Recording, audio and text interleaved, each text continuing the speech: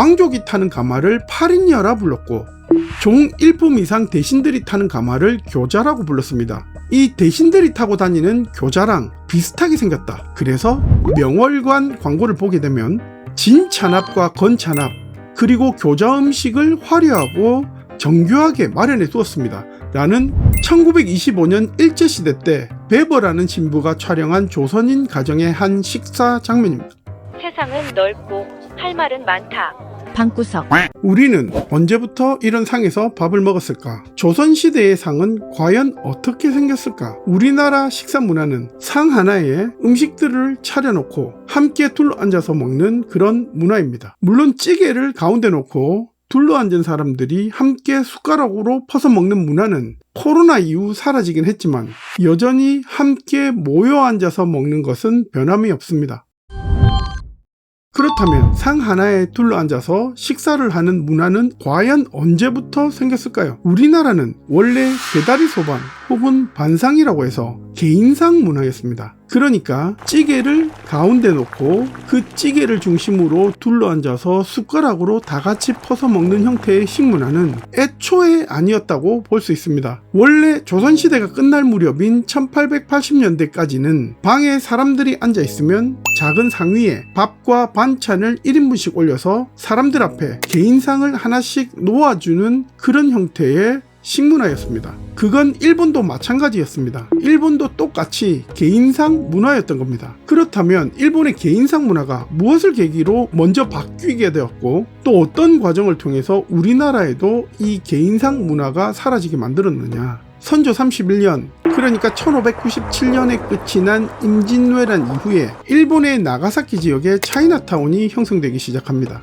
당시에는 이 차이나타운을 당인촌이라고 불렀는데 그 차이나타운에 중국인들이 모여서 식사를 할 때 큰 네모난 식탁에 둘러앉아서 다 같이 그 상에서 밥을 먹었어요. 이 광경이 당시 나가사키 사람들이 보기엔 상당히 신기했던 겁니다. 그리고 또 보니까 또 괜찮은 문화인 것 같아. 그래서 일본인들이 하나둘 따라하기 시작한 겁니다. 그렇게 차이나타운의 식탁 문화가 점차 알려지면서 나가사키 일본인들은 중국 음식점에서 나오는 음식을 시포쿠 요리라고 부르기 시작합니다. 시포쿠는 탁복이라는 말의 일본식 발음인데 탁복이란 명나라 때 중국 한족들이 사용한 입식 사각형 식탁의 이름이었습니다. 요즘 우리나라 각 가정에 있는 식탁이나 식당에서 의자에 앉아서 먹는 식탁이랑 비슷하게 생겼습니다. 그런데 분명 나가사키에서는 중국 음식점의 음식을 시포쿠 요리로 부른다 라고 말씀을 드렸잖아요. 그런데 이 시포쿠는 시간이 지나자 나가사키 음식 자체를 대표하는 고유명사가 됩니다. 음식을 중국 요리처럼 큰 그릇에 풍성하게 담아서 네모난 식탁에 올려진 음식, 이게 시포쿠 요리가 되는데, 그런데 여기에서 하나 알아야 될 부분은 일본은 우리나라처럼 좌식 문화입니다. 우리는 온돌 좌식이고 일본은 다다미 좌식이라는 차이는 있지만 의자에 앉아서 밥을 먹는 문화가 아니라 좌식 문화인 건 똑같습니다. 그렇게 중국 요리처럼 큰 그릇에 풍성하게 담아서 일본의 좌식 문화에 맞춰 다리를 짧게 변형한 탁복에 요리들을 올려서 손님에게 내면 기존의 1인상 문화와는 비교가 되는 색다른 느낌의 상차림이 되는 거겠죠. 이게 오늘날 나가사키의 향토 요리로 유명한 시포쿠 요리가 되는 겁니다.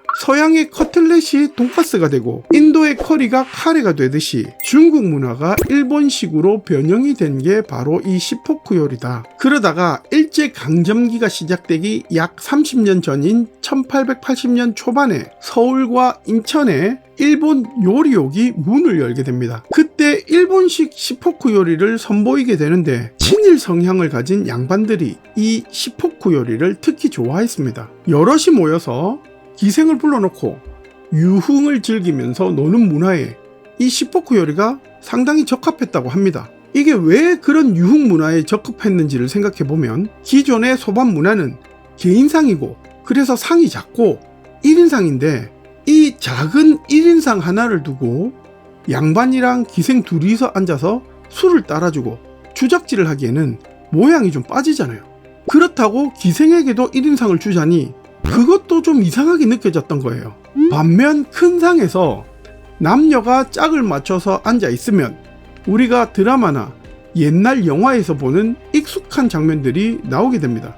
기생은 양반 옆에 앉혀놓고 노래 부르는 악단이나 춤추는 사람들은 별도로 앞에서 공연을 하고 있고, 여러분들도 이런 장면을 익숙하게 보셨을 거라 생각합니다. 그리고 나가사키식의 시포쿠 요리는 흔히 이야기하는 양반다리를 하고 앉기에도 정말 적합한 구조로 되어 있습니다. 게다리 소반의 경우에는 양반다리를 하고 앉아 있으면 상과 사람 사이에 거리가 생기는데, 나가사키식 상은 큰 네모 각 모서리에 다리가 하나씩 있고, 이 상 다리와 다리 사이에는 비어 있으니까 상 밑으로 다리를 집어넣고 양반다리를 하면 상에 밀착하고 앉기에 좋았던 겁니다. 요즘 제사상을 생각하시면 금방 이해가 되실 겁니다. 그래서 시포쿠의 상 문화가 우리나라에도 퍼지기 시작했는데, 당시 조선 사람들에게 이 시포쿠라는 일본어가 익숙하지가 않았기 때문에 큰 상이라고 하거나 교자상이라고 부르기 시작합니다. 교자는 만두라는 뜻도 있는데 만두와는 전혀 관계가 없고, 조선시대 때 양반들이 타고 다니는 가마 중에서도 뚜껑이 없는 가마가 두 종류가 있었는데, 왕족이 타는 가마를 팔인녀라 불렀고, 종 1품 이상 대신들이 타는 가마를 교자라고 불렀습니다. 이 대신들이 타고 다니는 교자랑 비슷하게 생겼다, 그래서 교자상이라고 부른 것 같습니다. 그러다가 1906년 7월 14일자 만세보에 실린 명월관 광고를 보게 되면 진찬압과 건찬압 그리고 교자 음식을 화려하고 정교하게 마련해 두었습니다 라는 광고 내용이 나옵니다. 화면을 보시면 이게 진찬압인데, 진찬압은 물기가 있는 반찬이나 술안주를 담은 찬압이라는 뜻이고, 건찬압은 반대로 물기 없이 말린 음식을 담은 찬압이란 그런 뜻입니다. 이렇게 진찬압과 건찬압을 교자상에 이쁘게 정리해서 내오면 그걸 교자음식이라 불렀습니다. 그렇게 교자음식, 교자상은 조선 요리옥을 상징하는 식탁이 되었고, 조선 내에서도 교자상 문화가 퍼지는 계기가 됩니다. 그래서 20세기 초반에 서울을 비롯한 대도시에는 게다리 소반이 아니라 서양식 식탁을 사용하는 일반 음식점들이 늘어나기 시작했고, 고종 황실에서도 서양식 입식 식탁으로 연회가 열리기도 했습니다. 처음엔 의자가 필요한 입식 식탁이었는데 일본을 거치면서 안진뱅이 시포쿠가 되었고, 이게 우리나라로 들어오면서 교자라는 명칭의 식탁이 되었다, 이렇게 이해하시면 되겠습니다. 그렇다면 이 즈음의 일반 가정은 어떤 상을 사용했을까요? 1925년 일제시대 때 베버라는 신부가 촬영한 조선인 가정의 한 식사 장면입니다. 이 자료를 보면 넓고 큰 정사각형 교자상에 모여 가족이 다 같이 식사를 합니다. 그런데 당시 모든 가정에서 이런 교자상을 사용한 것은 아니고, 여전히 게다리 소반과 직사각형의 인용 소반을 사용하는 가정도 있었다고 하니까, 일제시대 때에는 우리 식탁 문화가 개인상 문화에서 교자상으로 변해가는 그런 과정에 있었다, 이렇게 보면 되는 겁니다. 일제시대 때부터 일본 사람들이 한국의 식문화에 대해 뭐라고 평가를 했냐면, 한국은 하나의 찌개를 여러 숟가락으로 퍼먹는 미개한 식문화를 가지고 있다. 이 말은 애초에 잘못된 겁니다. 그러면 하나의 찌개를 다 같이 먹는 문화가 언제 어떻게 생겼느냐? 조선 말기 일본이 우리나라의 자원을 싹 다 뽑아간 일제시대를 지나고 또 6.25 전쟁을 거치면서 당연히 먹을 게 거의 없었겠죠. 먹을 게 없으니까 가족끼리는 각자 숟가락으로 찌개를 먹을 수도 있는 거잖아요. 어떻게 보면 생존의 문제가 될 수 있으니까 중요한 것은 결코 위생이 생존보다 더 중요할 수는 없다는 겁니다.